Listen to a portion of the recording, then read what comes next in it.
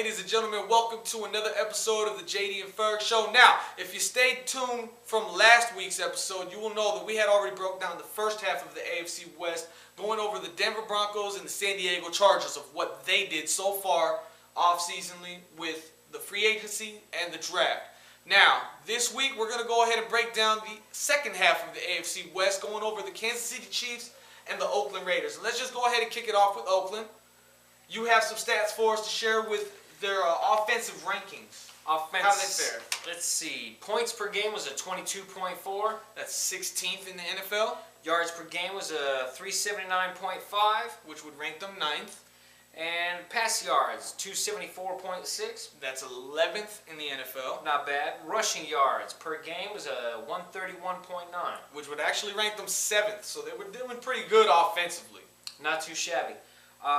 They ended up getting 39 sacks while only allowing 25 sacks. That's a good ratio there. Let's break down their touchdowns even further. They had 16 rushing touchdowns, 20 passing touchdowns, 1 punt and kick return touchdown, and 1 defensive touchdown. Their turnover ratio was a -4.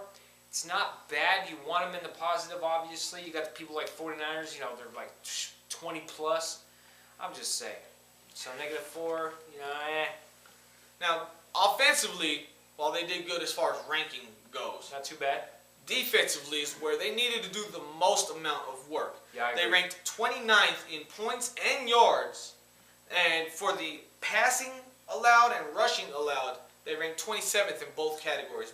All areas that need to improve to make a dent in the AFC West. Desperately. Some of the, one of the defensive upgrades that they've, I don't even know about upgrade, but one of the the defensive guys that they picked up was Shawnte Spencer. They ended up losing Lito Shepherd.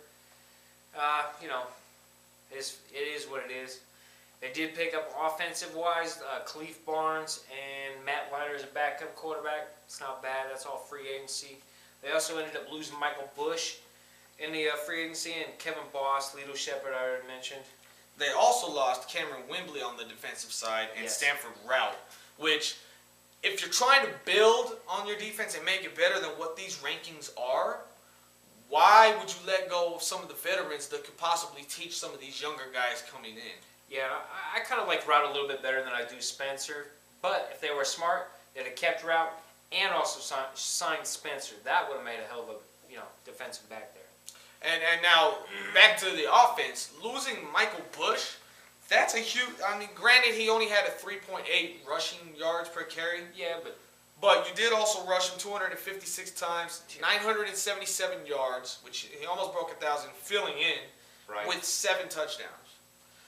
You don't have a strong backup. You kind of need to have that in the NFL nowadays with how often running backs are getting hurt and taken out of games. Amen. I completely agree with the way Darren McFadden's been faring the last couple of years.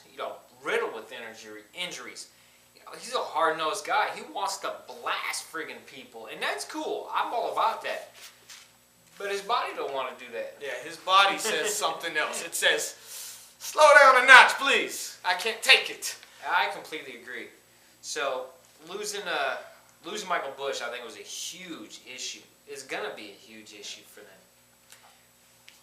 But do you feel that Carson Palmer can pick up and produce better than what he did last year? Now, the touchdown to interception ratio was not that good. Okay, he had 13 touchdowns, 16 interceptions. Right. You always want that the other way around, if at best. Okay. You hope so. Now, he did have an 80.5 passer rating for 2,753 passing yards, and so that's not that bad for the time that he came in and took over for Jason Campbell last year. Yeah, no off season. Basically, you had a week's worth of practice with the guys. And on top of that, you also saw the improvement that it made on his receiving squad. Now, a couple years before, that Darius Hayward-Bay had problems with catching the ball. Yeah, well, no doubt. Last year, 64 catches, 975 yards, 15.2 yards per catch with 4 touchdowns. Denarius Moore came in, 33 catches only, but he got 618 yards, 18.7 yards per catch average, Beast. 5 touchdowns. With a full offseason to work with these 2 guys alone, forget Jacoby Ford, forget any other wide receiver on the roster, those 2 is showing enough promise and enough potential to build. I completely agree. you give Carson Palmer, an entire offseason with this offense, man, you're looking at a different offense completely. I mean, they didn't do too bad last year. They were, majority of their stuff was top 10. This next year, I'm easily top 5 or, pushing the top 5, I believe. Carson Palmer with these wide receivers, even the running back, Darren McFadden, or whoever else they pick up as a running back. You got some serious potential going on there. Granted, losing Kevin Boss, I think, will hurt him a little bit because I agree. Really, who do they have else at tight end? Nobody worth speaking of. So that's something that they should have thought about before letting him go. They did do a lot of cleaning house this offseason, and it started with Hugh Jackson. Yeah, I completely agree. In fact, just recently they also let go of their scouting personnel and whatnot. That's so right. A lot of changes going on in Oakland. It makes you wonder if it's too much too fast. I think with Carson Palmer, if they keep the offense the same or roughly about the same way they did last year, I think Carson Palmer will come out and have a good year. You're giving him an entire offseason to work with these guys. He'll do all right. The only bad thing is about Hayward Bay. He just about a week ago ended up with a DUI. He got charged with a DUI. He is guilty. He's going to get, in my mind, he's going to end up with a 2-game suspension. I'd agree with that. So, it's only 2 games. That's a good thing. Unfortunately, it's 2 games. So, take it one way or another, it's about the same. You'd rather have him there for the 2 games, but if he's going to get, if he's going to lose some time, at least it's only 2 games. Right. Now, in the draft, they didn't get their first pick until round 3. Correct. They had a draft need. They had 4 different needs. They needed a linebacker, cornerback, tight end, and offensive lineman. There's 2 needs that they didn't meet, cornerback and tight end, which obviously they let a cornerback and a tight end go. Yeah. And they didn't replenish their roster, I guess you could put it. How do you think they fared in this draft this year? I'm going to be frank and honest with you guys. I think their draft was pretty dang rough. They may get 1 starter out of the entire draft. And if that starter starts, it's garbage. Tell you what, you'll be frank and I'll be honest. Go ahead. Yeah, seriously. I mean, they didn't get much to speak of. The one good guy was a wide receiver, and he graded out a 79.7. He was junk. He had literally no stats to speak of. The last couple years in college, I mean, the only way I could possibly think of he got this grade was literally the combine alone. And I don't know. I mean, he's pretty good. He is pretty good, but he had some serious medical issues over his entire college career. And those are usually the type of players that go undrafted and get picked up first after the draft. Right. I mean, so for them to waste a draft pick on him, it shows either that they have a lot of confidence that that's all in the past, or that they're really just rolling the dice and gambling here on this draft this year. Yeah, they're gambling on the draft, I can honestly say. In my mind, I think they're gambling because this draft was rough. And like you said, they only had 4 needs and they only filled 2. I don't know what else to say. They got some work to be done. All right, well, if that's all you have on their draft class, let's go ahead and move on to the Kansas City Chiefs. Now, their offensive rankings, their defensive rankings, do you have something to share on that? Let's start this off with the points per game was a measly 13.2. That's second to dead last in the NFL. Yards per game, 310.8. And that would rank them 27th. Passing yards per game, 192.5. Can I get a 25th ranking? Rush yards per game was 118.3. Which is basically middle of the pack in the NFL. That got them 15th. Right. Now, they gave up 34 sacks while only getting 29. Ouch. Improvement needed. Let's break down their touchdowns. Rushing touchdowns. 5 rushing touchdowns. Passing, 13. Punt kick return, goose egged. Defensive, almost was tops at 2. Turnover ratio, surprisingly enough, wasn't all that bad. They were only at a -2. Anyways. And looking at the defensive side, they ranked 12th in points, 11th in yards, 6th in pass, and 26th against the rush. So, other than the rush, defensively, they weren't that bad. They just need to improve on the rush. Now, can you tell me anything that they did this offseason so far between the free agency and the draft to improve on these numbers? All right. They have signed Peyton Hillis. We'll just blame last season on the Madden curse and hope that was a good pickup this year. We'll just say Madden curse and roll with that. Backup quarterback they picked up was Brady Quinn. I would have rather kept Orton personally. I can honestly agree with that. They did pick up Kevin Boss from the guys we just got done talking about, the Raiders. Along with Stafford Route. Right. And let's just go over to the lost. Brandon Carr. That was a pretty big loss. He's down in Dallas now, also with Orton. Right, and they ended up losing Jackie Battle, Leonard Pope, Kyle Orton, LaRon McClain. McClain, I think they should have kept also. They need that fullback position. They don't have that right now. Jackie Battle, the guy was a monster last year. You know, for what they had and didn't have, he did pretty good for them. Wide receiver and running back. He was an all-around change of pace guy. Even their punt kick return. Yeah, guy didn't get any touchdowns, but at least he got some decent yardage out for him. Now, they are possibly looking at bringing in Dallas Clark also. With Dallas Clark and Tony Moeaki back from injury, that'll be a good tight end core that they have built over there. They're also getting Eric Berry back, along with Jamal Charles, of course. Yeah. But Eric Berry back on that defense, that's going to help a lot, even though the pass was still 6th. So they didn't lose too much there. That rush, they definitely need to improve on, though, to make a dent in this division. Yeah, but Eric Berry will even help out the rush. Because you got a guy like Eric Berry that is so prolific there as being in one of your safeties. Man, you can take another guy, put him up, move him up, help stop the run. Because Eric Berry is devastating. He's great. I loved watching him in college. I feel bad he didn't get much time, at the start of last season before he got injured, but I'm expecting huge things from this guy. But losing Brandon Carr, that's got to be painful. Losing Jackie Battle, wow, man. That's rough. Jackie Battle was your leading rusher at 597 yards with only 2 touchdowns. Brandon Carr was your leading defensive back with 4 interceptions. These are both guys you lost. Yep. And now, when it came to the draft, there were 4 major needs that they needed. Offensive line, defensive line, running back, cornerback.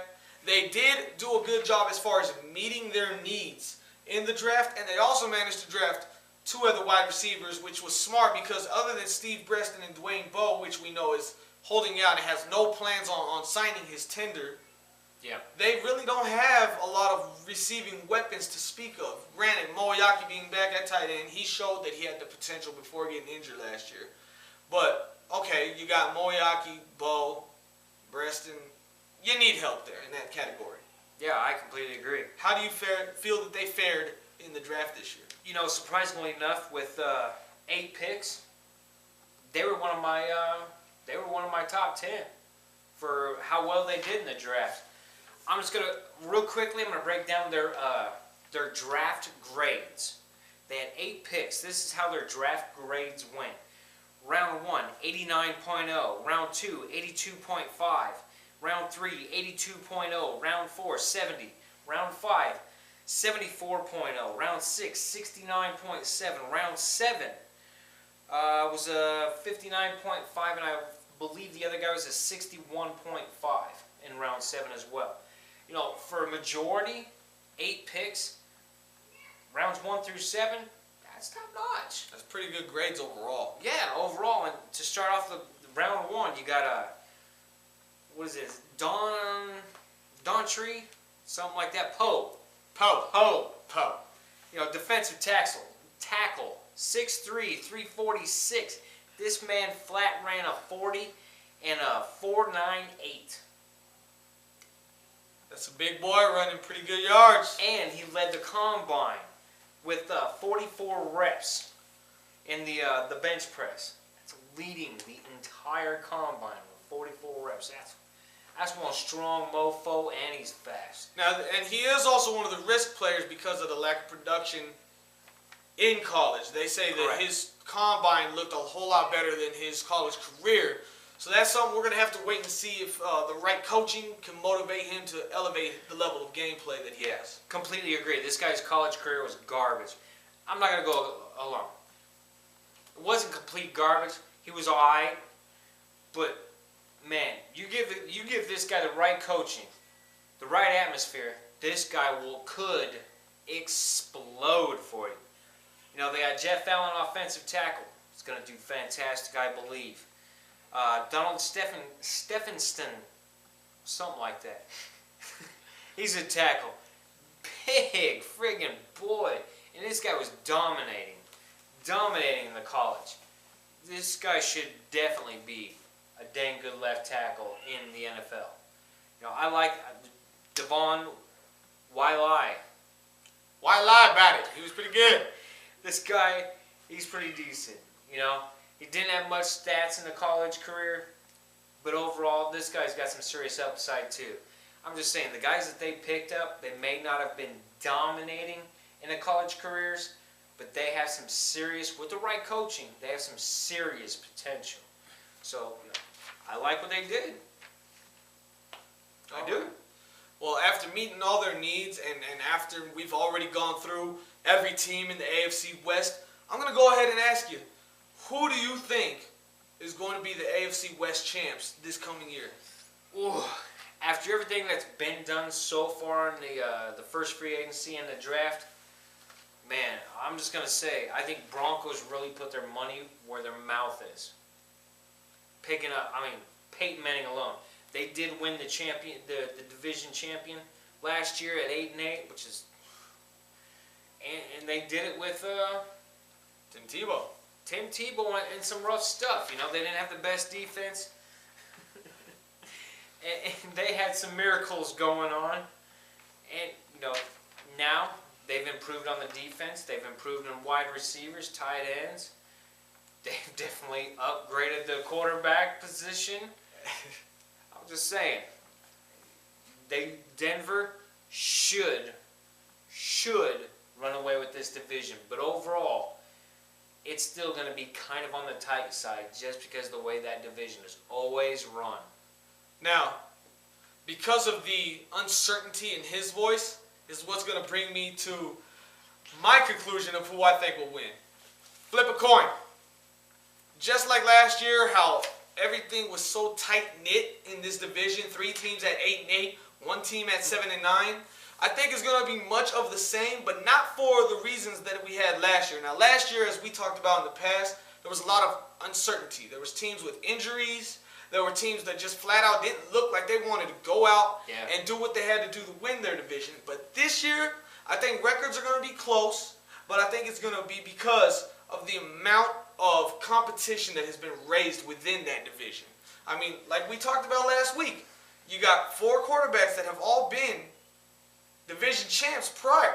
Yeah. They know what it's like to win. They've been there. They're going to try and exceed to do that again. Now these teams are all going to have an offseason to work with these units.